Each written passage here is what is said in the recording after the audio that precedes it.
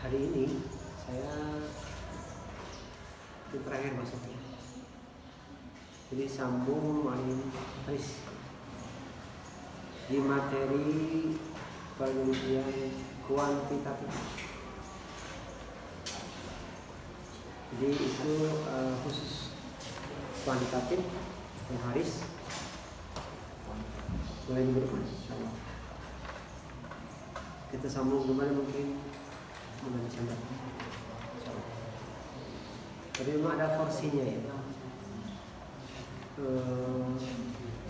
Kalau pembahasannya kurang lebih bab-babnya, cuman isinya aja pembahasan. Kuantitatif itu kan sifatnya menggunakan data statistik, menggunakan rumus, menggunakan momen, kemudian cara menggunakan SPSS. Yang jelas mahasiswi yang akan melaksanakan penelitian kuantitatif, walaupun ada aplikasinya, tetap harus paham rumusnya. Ya. Jadi ya tidak tahu istilah-istilahnya. Ini kenapa hasilnya seperti ini, kenapa coba momen misalnya, untuk kapan dipakai rumusnya. Maka termasuk di beberapa perguruan tinggi, jadi metode penelitian itu ada timnya, ada tim kualitatif, ada tim kuantitatif. Padahal sekarang itu ada juga mixing antara kualitatif dan kita menentukan kalau bisa melakukan. Contoh, baik, kita akan mereview aja hari ini, review tentang langkah-langkah penelitian dari awal sampai terakhir. Kalau mungkin ada yang ditanyakan, nggak paham, silakan ditanya. Mempertajam pengetahuan tentang metodologi penelitian dari langkah-langkah penelitian yang telah kita pelajari. Dan ini langkah-langkah ini ya, setiap ahli punya langkah-langkah tersebut. Anda beli aja buku penelitian. Mungkin kalau langkah-langkah di sini mungkin ya sekitar 11-10 langkah. Buku lain mungkin bisa sampai 8 atau sampai 13. Tapi itu klasifikasinya Anda yang dipecah-pecah. Padahal substansinya sama. Itu yang dibahas. Baik, yang pertama mengidentifikasi masalah. Nah, ini yang paling penting diketahui oleh mahasiswa. Masalahnya apa? Masalah yang Anda bahas apa? Kalau Anda ditanya apa masalah yang Anda bahas, itu berarti Anda tuh, data penelitian Anda tuh apa? Kalau misalnya Anda mengangkat minat ya, yang Anda bahas tentang minat tuh apa? Tentang kehadirannya, tentang keaktifannya, tentang pelaksanaan tugasnya, tentang ini, itu dijawab. Nah, Anda benar-benar harus paham, mengerti apa masalah pokok yang ada dalam judul Anda. Masalah pokok atau kata kunci dalam judul Anda tuh harus paham benar. Jangan sampai paham. Masalah pokoknya apa? Dan itu nanti yang akan dijadikan rumusan masalah.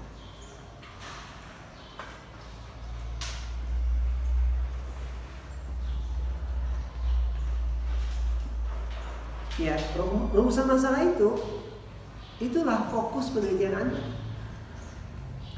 Makanya kadang-kala rumusan masalah itu ditulis dengan fokus penelitian. Artinya apa? Itulah kerangkanya rumusan masalah itu.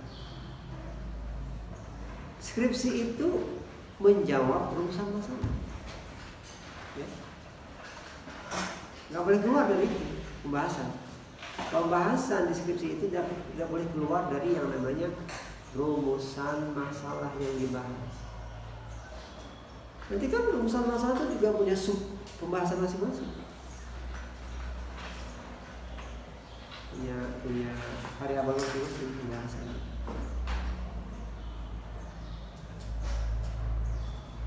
Kalau misalnya tentang satu bina, ini apa pembahasannya. Ini faktor yang pengaruh bina. Itu kan bikin sub pembahasan kan. Nah, pembahasan Anda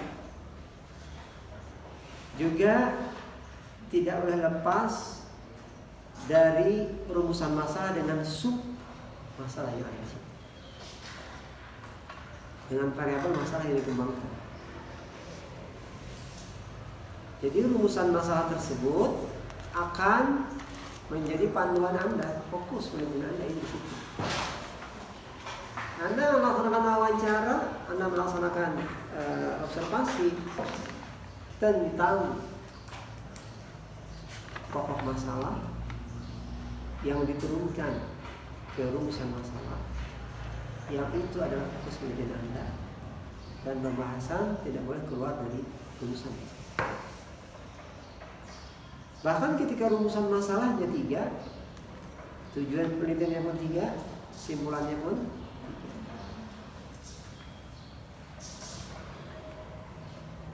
3. Nah, jadi ketika Anda paham apa itu latar penelitian Anda, masalahnya apa, maka Anda akan mudah menggambarkan nanti seperti apa skema dan rancangan penelitian. Dari pokok masalah, dari kata kunci yang ada di judul Anda itu, Anda juga masuk ke landasan teori. Dari situ, jadi kata kunci di situ, Anda akan mengembangkan landasan teori. Dari pokok masalah itu ya, Anda mengembangkan rumusan masalah. Kemudian dari situ juga Anda mengembangkan pembahasan. Itu strukturnya seperti itu. Dari judul ya, dari judul ditemukan masalah pokok. Dari masalah pokok itu temukan rumusan masalah. Dari masalah pokok itu temukan landasan teorinya. Nah, kemudian pembahasan Anda itu harus sesuai dengan apa yang Anda rancang pada landasan teori. Nah, itu kan sambil ditambah dikurang penelitiannya, sambil diteliti lah. Ketika sebuah teori itu nggak ada hubungannya dengan pembahasan, hilangkan itu.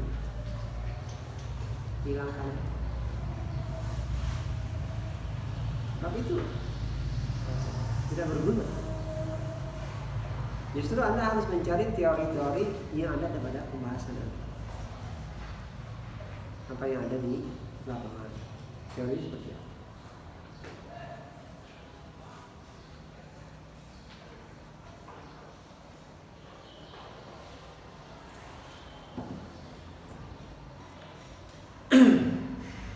Oke ya. Jadi Anda bikin landasan teori itu berasal dari pokok bahasan.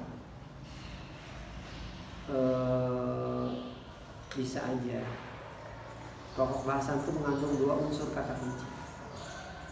Bisa 1. Jadi, dan rumusan masalah itu nggak ada batasannya. Tergantung masalahnya. Tapi semakin bisa Anda merumuskan masalah semakin bagus. Sebab apa? Anda bisa mengurai Anda bisa membuat alur klasifikasi pembahasan dan kategorisasi. Maka semakin jelas arah penelitian Anda ketika Anda bisa dan bagus merumuskan masalah. Kalau tujuan penelitian kan mengikuti aja berapa rumusan masalahnya, itu juga tujuan penelitian. Nah, kalau abstrak ya, abstrak sudah saya jelaskan ya, terdiri dari 4 unsur. Yang pertama apa? Dari mana sih peneliti itu berangkat? Alasan dasar dia mengangkat topik itu apa? Yang kedua apa? Tujuan penelitiannya apa? Yang ketiga, metode yang digunakan apa? Apa kesimpulan?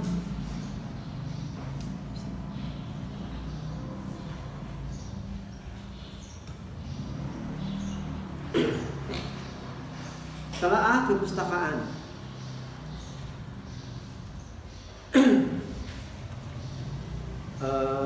Anda melihat-lihat di perpustakaan itu, apakah ada yang sudah menulis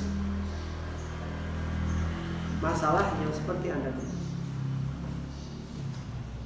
Juga di perpustakaan itu Anda memastikan nanti apakah ada buku-buku referensi yang mendukung pembahasan Anda. Pastikan bukunya itu ada.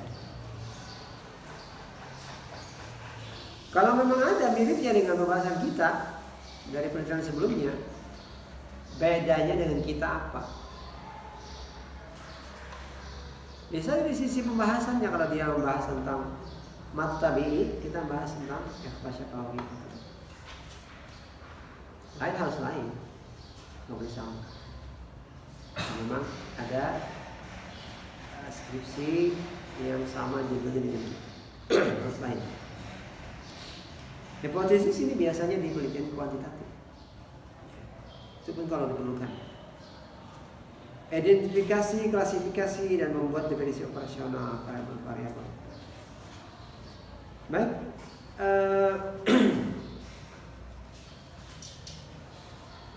Kita biasanya dalam sebuah masalah itu bisa bikin klasifikasi pembahasannya.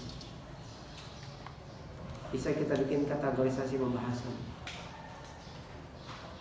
Semakin cermat kita bisa mengamati sebuah masalah, semakin luas wawasan kita tentang masalah yang kita baca, yang kita bahas, maka akan semakin terbuka alur-alur pembahasan. Rancangannya itu dibuat setelah kita banyak membaca, kemudian kita punya wawasan tentang itu, kemudian kita bikin klasifikasi pembahasan dan kategorisasi. Jadi jangan membuat tanpa konsep ya, tanpa rancangan, dirancang. Gimana Anda merancang landasan teori Anda? Supaya terlihat bahwa itu memang terstruktur baik. Jangan acak-acakan. Melihat rumah itu sempurna, bagus. Ada atapnya, plafonnya, dindingnya, tiangnya, lantainya. Tidak ada halaman, jendela, pintu, lengkap sih.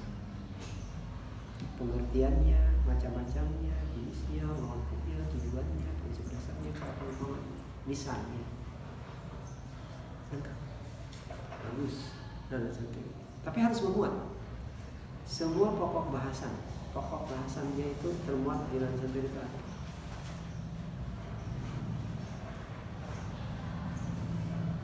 Upaya guru dalam meningkatkan motivasi belajar bahasa Arab siswa.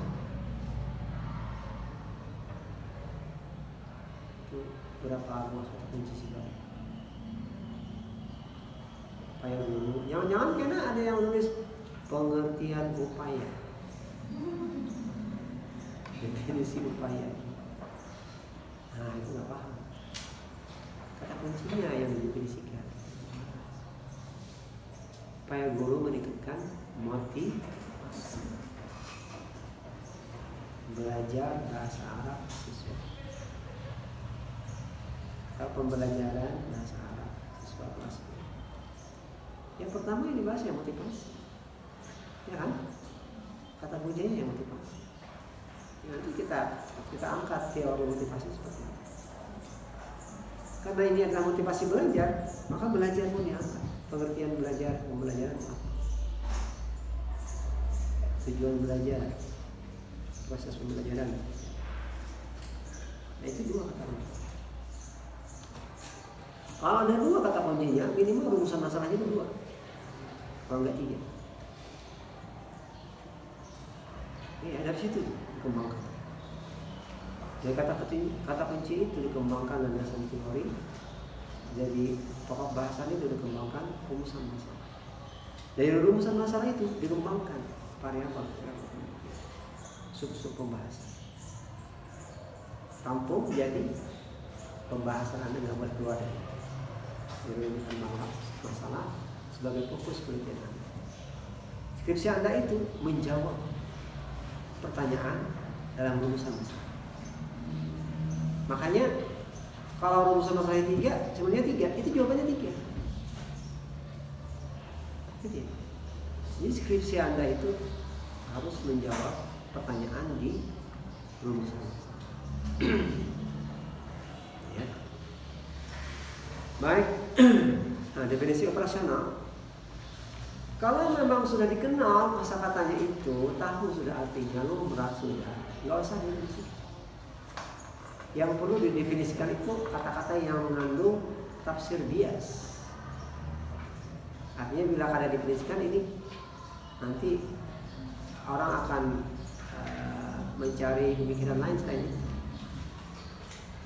Pembelajaran bahasa Arab dijelaskan, yang dimaksud bahasa Arabnya adalah mata pelajaran bahasa Arab yang ada di MTSN 5 Amtai menggunakan kurikulum K13 dengan buku LKS. Nah, jelas kan bahasa Arab yang dimaksud. Bahasa Arab aja, bahasa Arab aja. Apakah dia kalamnya, apakah baca kitab kuliah, apakah teorinya, apakah praktiknya, apakah belajar di antara buku-buku yang ditentukan saja. Kandungan bahasa Arab itu kan kadang-kadang juga mempengaruhi ya terhadap kemampuan orang. Orangnya pintar, tapi bukunya sangat terbatas. Belajar bahasa Arabnya 2 jam seminggu ya.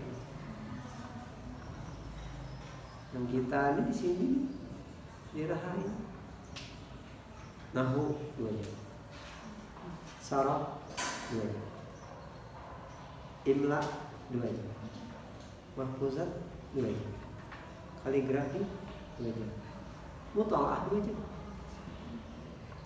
6 kali 2, 12 jam. Itu aja bahasanya kalau kamu. Itu kan ya ada teori praktek kan. Nahwu saraf itu kan teori ya. Belajar begini. Prakteknya diterapkan itu nahwu itu di mutalaah mana? Mana mubtada, mana khabar?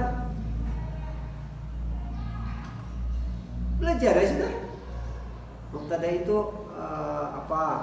fa'il itu ismun marfu' ada marfu' fi'lun.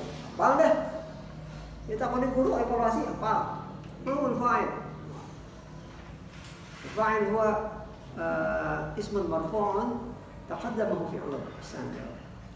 Kajian bahasa Arab. Hilang fa'ilnya mana upahnya beda. Itu 12 jam dah belajar. Apalagi 2 jam. Nah yang bisa pintar lah, ada orang sekolah kayak itu tuh pintar, dia tuh menambah jam kedua. Bisa belajar privat dulu. Mau ngitung itu aja, ulah-ulah. Wah, susah. Itu dia. Di sekolah sudah belajar imla, sudah belajar kaligrafi. Tak pakai kaca cacing tulisannya. Sebagiannya lah. Ada orang itu ya kadang-kadang duduk aja, bismillah sambil duduk, dia kan memang senang, dia ada praktek nulis, melihat kan, tulis 4.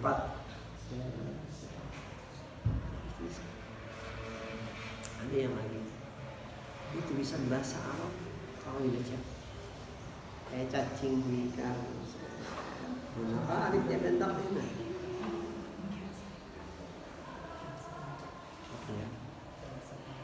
Nah, maksud saya kita menegaskan bahasa Arab apa yang kita maksud itu dijelaskan. Pembelajaran bahasa Arab itu yang dimaksud apa? Dijelaskan di definisi personal. Yang saya maksud pembelajaran adalah kalam, berbicara. Nah, berarti kan pembahasan itu tentang percakapan nanti arahnya, bukan nahunya, syaratnya bukan, tapi bicara. Bapak ada orang dan sekolah-sekolah ada yang mengutamakan nahu syaratnya, ada yang mengutamakan kalamnya. Ada keduanya. Ada bisa keduanya. Kalau ada bisa, syaratnya ada bisa. Ya, jadi perlu menegaskan. Dulu kan definisi operasional itu istilahnya adalah penegasan dulu. Sekarang diganti dengan definisi. Nah, kalau belum jelas diperjelas. Kalau sudah jelas nggak salah. Itu definisi operasional. Pemilihan pengembangan alat pengambil data. Jadi instrumen penelitian itu ada observasi, wawancara, kuesioner, komentar, tes. Jangan salah kita mandaki ya. Metrik ya, metrik. Paham metrik ya? Metrik pembahasan itu ada. Jadi metrik itu isinya data. Yang kedua, sumber data. Yang ketiga, teknik pengumpulan data.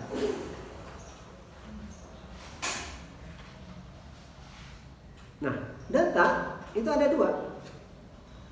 Data pokok dan data penunjang. Data pokok misalnya kayak kemampuan ya, kemampuan siswa baca Al-Quran misalnya kayak data gitu. Nah, itu datanya ya, data pokok ya. Sumber datanya siapa?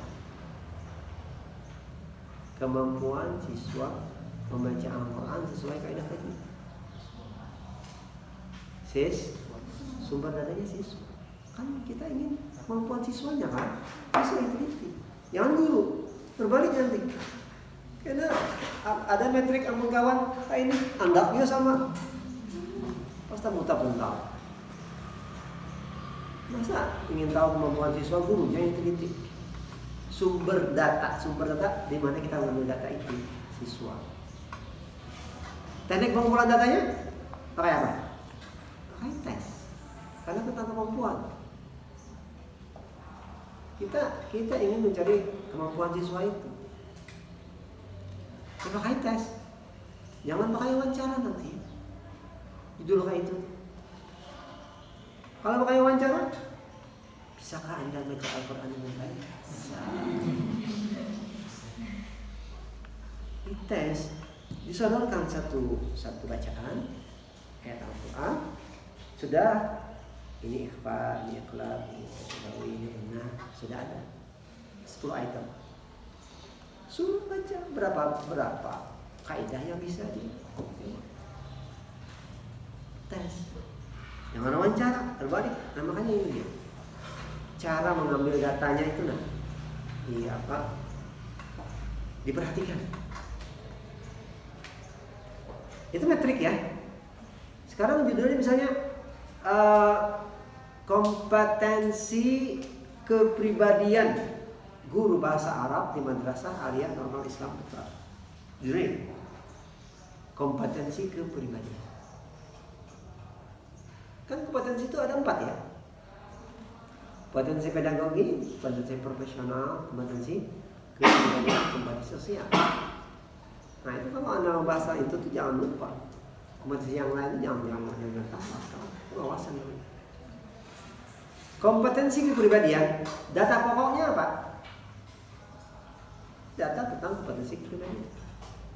Data itu data pokok ya. Kan pertanyaannya kan rumus masalahnya kan bagaimana kompetensi kepribadian. Rumus masalahnya. Sumber datanya siapa? Guru. Karena kompetensi kepribadian guru bahasa Arab. Ya guru. Sumber datanya dari guru, diambil datanya. Nah, harus wawancara dari guru. Teknik pengumpulan datanya pakai apa? Wawancara. Jangan pakai angket. Satu orang guru isi angket dia. Angket itu untuk banyak populasi, banyak orang. Kalau cuma teliti 1 orang guru, 2 orang guru, wawancara aja. Nah itu metrik. Itu data pokok 1. Data pokok 2, apa saja faktor yang mempengaruhi kemampuan siswa baca Al-Quran? Faktor yang mempengaruhi. Bisa dari internal siswanya, bisa dari eksternal siswa.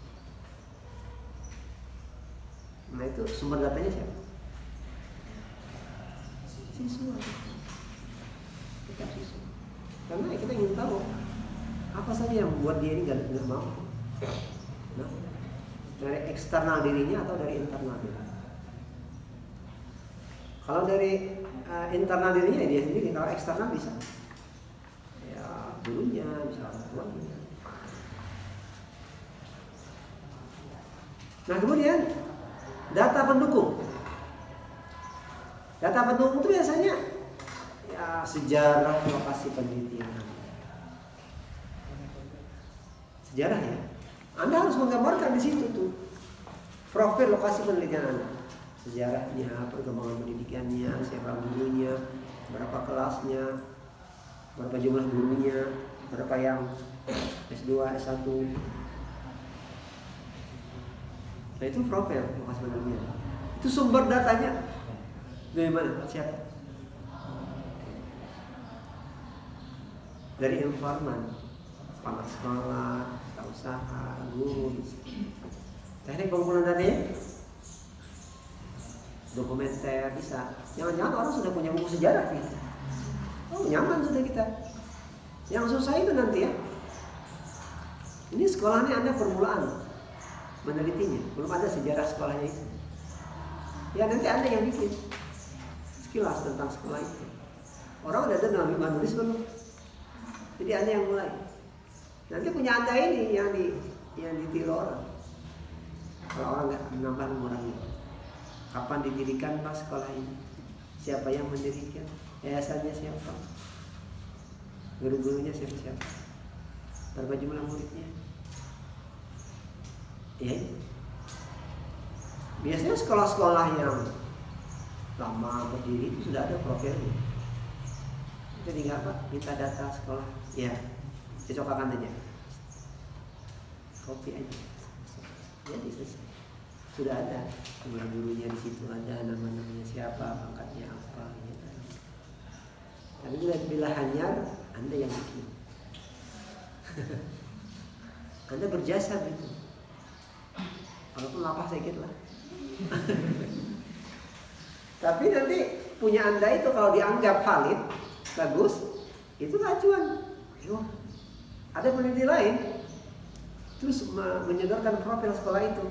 Wah ini dulu aku yang nulis kayak ini dia. Dia yang mulai. Baik itu ya. Jadi metrik itu menggambarkan data, sumber data dan tadi pengumpulan data. Kemudian penyusunan rancangan penelitian. Oke lah, rancangan seperti apa desainnya. Termasuk sub pembahasannya apa? Kerangka berpikir Anda di landasan teori. Seperti apa kerangkanya? Seperti apa strukturnya? Yang saya katakan tadi, bagus konsep. Bikin bagus. Di mana kita bikin bagus-bagus itu? Di mana kita bikin kerangka penelitian yang bagus-bagus itu? Dari membaca, dari hasil observasi dan sebagainya. Asal ada bukunya. Ada bukunya, dibaca. Mulai dibaca. Mukarrarah. Ya buku itu kadang-kadang kan di pustakaan, itu pustakaan daerah.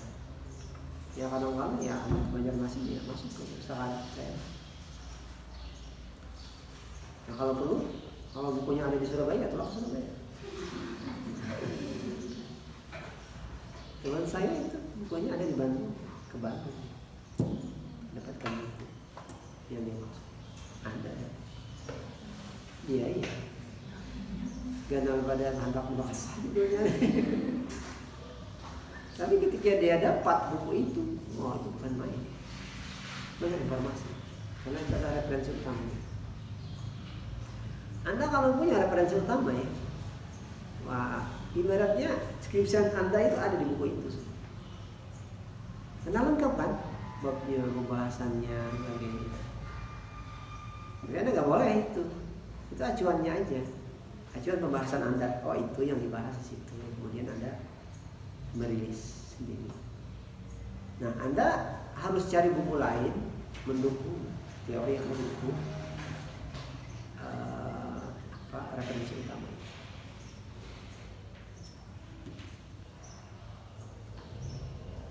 Penentuan sampel itu di penelitian kuantitatif, pengumpulan data, pengolahan dan analisis data. Ini analisis data ada 3 komponen: pengolahan dan analisis data.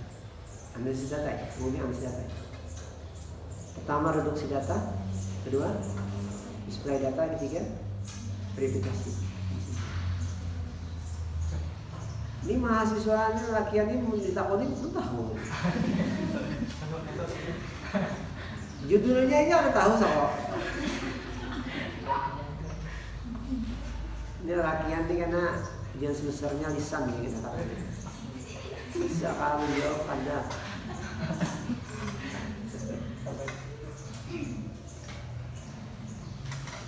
Oke ya. Apa yang dimaksud dengan reduksi data ya? Menyederhanakan data. Ini data yang banyak disederhanakan. Display data itu maksudnya mengorganisasi, mensinkronkan data, mengklasifikasi data, mensintesiskan data. Verifikasi, kesimpulan. Data ini verifikasi, hasilnya ini verifikasi. Itu analisis data. Nah nanti ada interpretasi hasil analisis. Interpretasi hasil, apa yang dimaksud interpretasi itu? Artinya apa interpretasi itu dulu? Itu jangan tahu.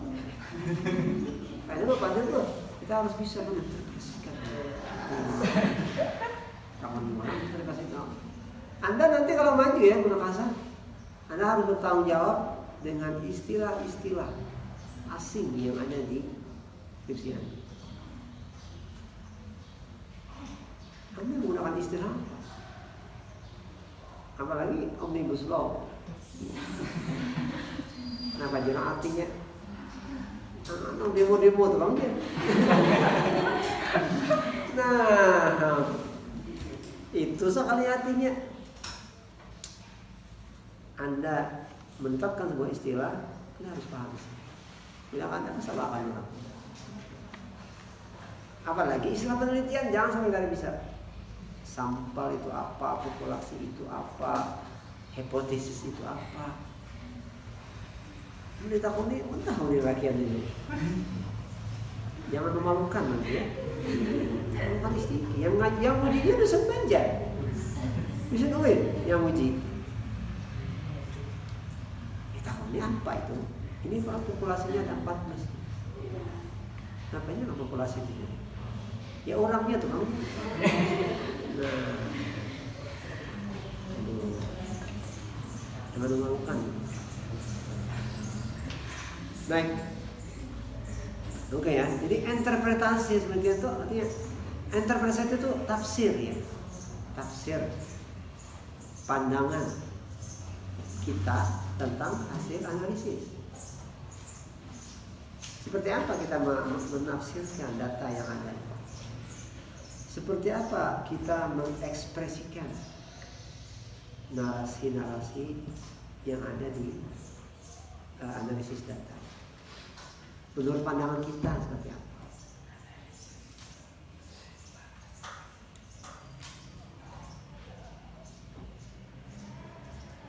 Kemudian terakhir penyusunan laporan.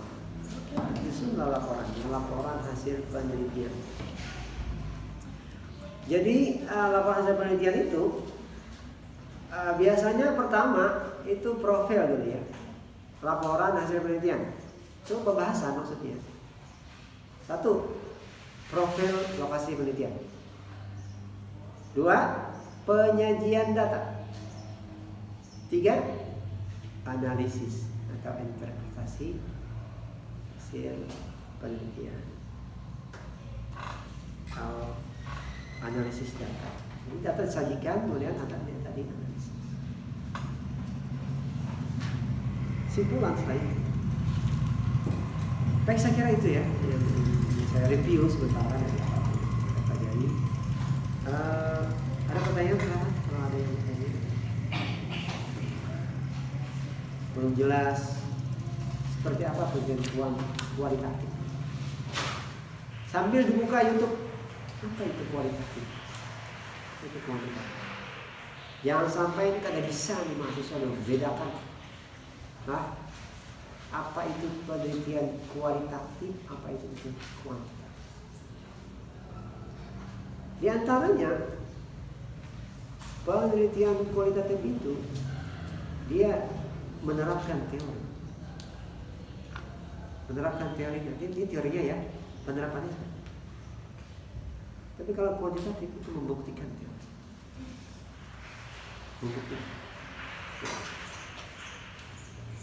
Kuantitatif biasanya terdiri dari narasi-narasi verbal.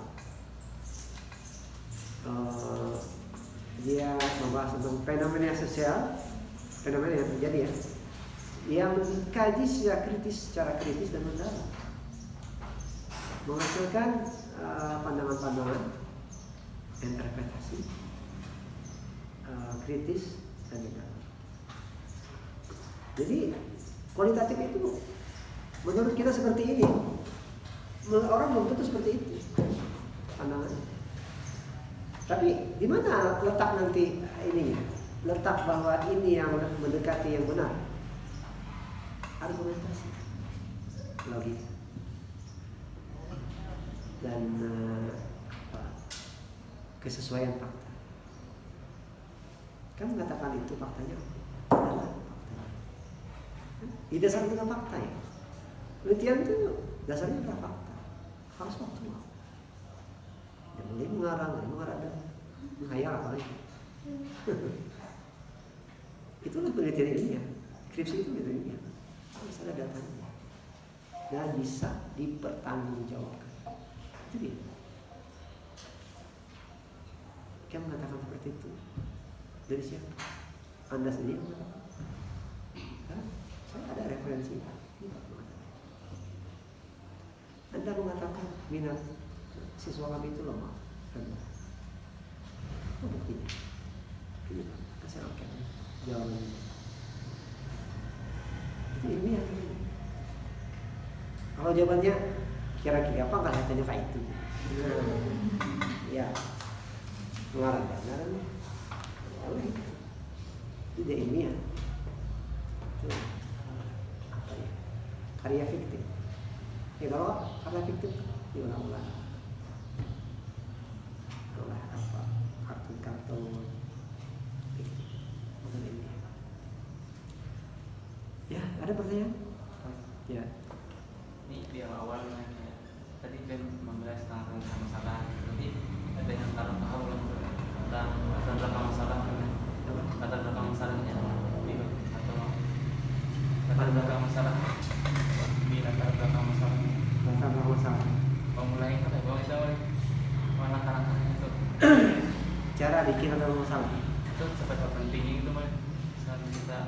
membaca kita tuh enak. Dan penelitian kita seberapa pentingnya itu tuh. Pentingnya. Iya. Anda membuat skripsi, penelitian itu bermuara di semua masalah. Nggak ada penelitian tentang masalah.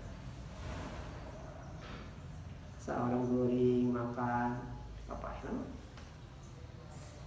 Ke pasar boleh apa ya? Tapi kalau ada masalah di jalan dia mengalami kecelakaan, nah itu masalah. Kenapa dia itu kecelakaan? Karena dia ngantuk, karena dia bawa HP. Nah, itu masalah. Seringkali masalah itu terjadi karena ada kesenjangan. Karena kenyataannya tidak seperti seharusnya yang diinginkan.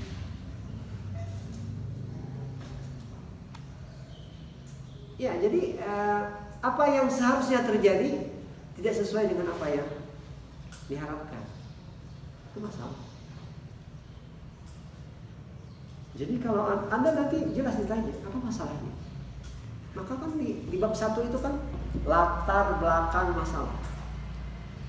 Anda nggak tahu masalahnya, nanti Anda tuh melakukan plagiat aja, nggak tahu masalahnya. Setiap penelitian itu bermuara di semua masalah. Jadi ya, masalahnya harus jelas masalahnya. Nanti kalau nggak ada masalah, Anda meneliti apa? Dan masalah itu ada latarnya. Latarnya apa? Masalahnya ada kecelakaan. Latarnya apa? Ngantuk sambil megang HP.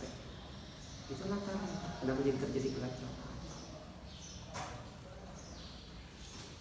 Kenapa pembelajaran bahasa Arab mundur, nilainya rendah sekali? Apa sebabnya? Karena minat mereka rendah. Kenapa? Nilai ujian ulangannya rendah bahasa Arab. Diteliti. Ternyata minat siswanya rendah. Motivasinya rendah. Nah, berarti kan harus dimotivasi. Latar. Jadi Anda harus tahu. Dan di latar belakang masalah itu Anda seharusnya paling sedikit 50% bicara tentang lokasi penelitian Anda dan masalah yang ada. Coba aja lihat deskripsi sebelumnya. Ini latar belakang masalah apa? Hele. Karena bicara tentang lokasi penelitian dan masalahnya satu paragraf aja. Padahal masalah itu yang harus diangkat. Kalau belajar bahasa Arab sana itu nilainya rendah. Nah, nanti belajar rendah. Itu latarnya dijelaskan. Ya. Jadi tidak ada penelitian tanpa ada masalah. Anda jelas akan ditanya apa masalahnya. Jelaskan masalahnya adalah ini. Makanya kan abstrak tadi itu berangkat dari masalahnya apa. Anda mengangkat manajemen sumber daya manusia di mana? Kenapa Anda mengangkat itu?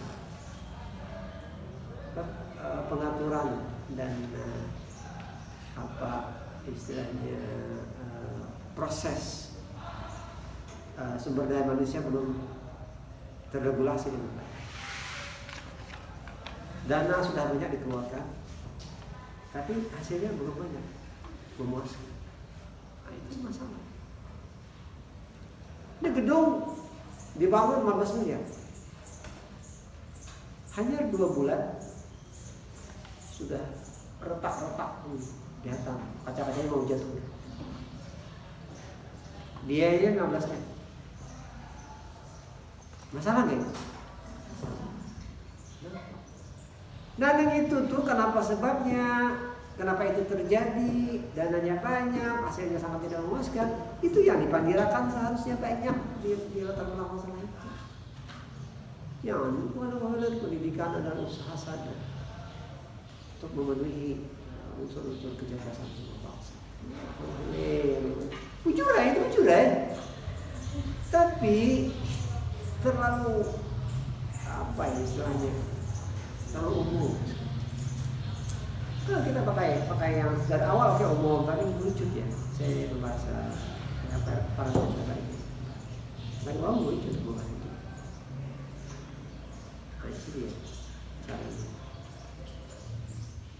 Oke, harus bisa tahu ada masalahnya.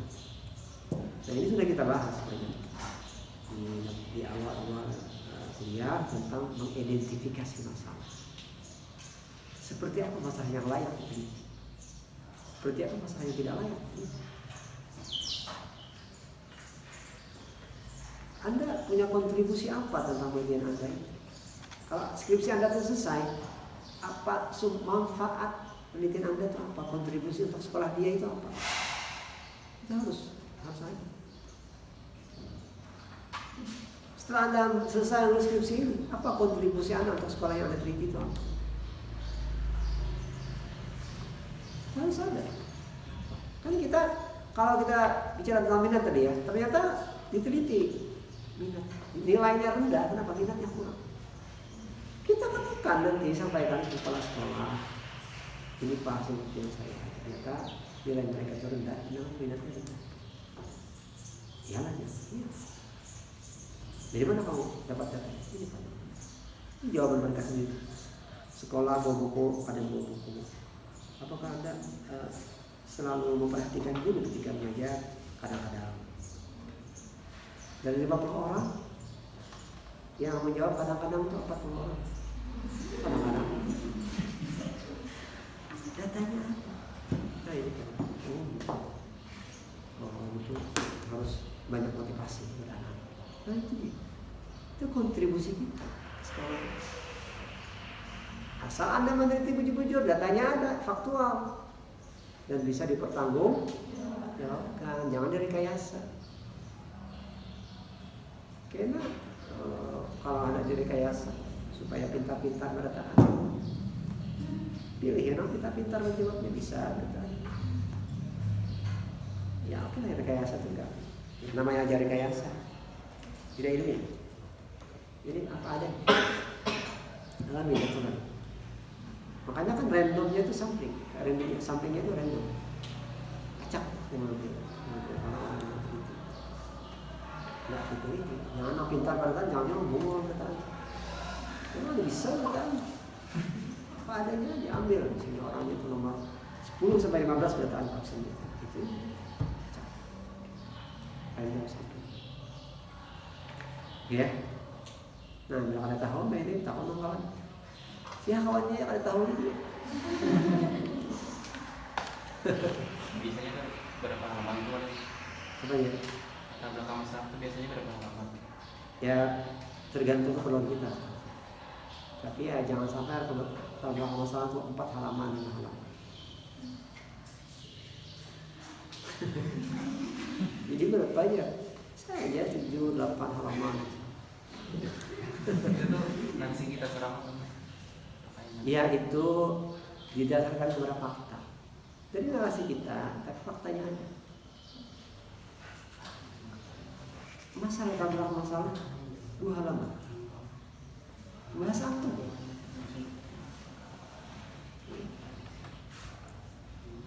Oke lah. Latar belakang itu kan latar belakang, rumusan, tujuan kan. Apalagi signifikan penelitian. Kemudian sistem kebalusan, dan lumayan itu berapa judul di situ, masa 4 lembar aja sini. Maksud saya pendahuluannya latarnya ya bisa 5, 6, tambah nanti tujuannya, tambah nanti manfaat penelitiannya secara teori, secara praktik, sistematikanya, gitu ya. 60 halaman tulisannya minimal, selain lampiran-lampiran. Saya kira tidak lama. Tesis saya, sehingga saya 135 halaman. Itu namanya tulis itu.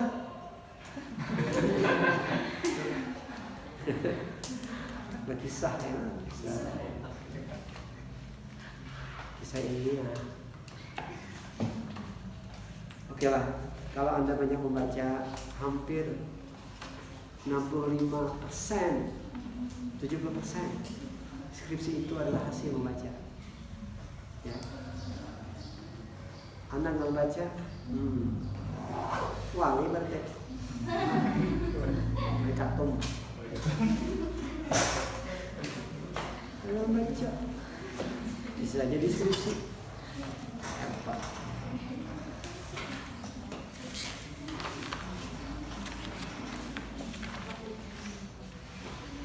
Oke, ini pertemuan berapa ya? Hah? 8 ya. Di malam hari sempat kali pertemuan tadi. Saya kita sambung di Desember. Mudah-mudahan. Oke, masih ada pertanyaan? Masih? Ini latihannya kucing-kucing ya. Hamka ada. Baik, oke lah nanti sambil dibuka YouTube. Lihat apa itu penelitian, bagaimana cara membuat perangkat penelitian. Tapi di YouTube itu istilah asing itu perlu Anda paham. Nah, dengan istilahnya nggak ada paham. Nah, paham itu. Assalamualaikum warahmatullahi wabarakatuh.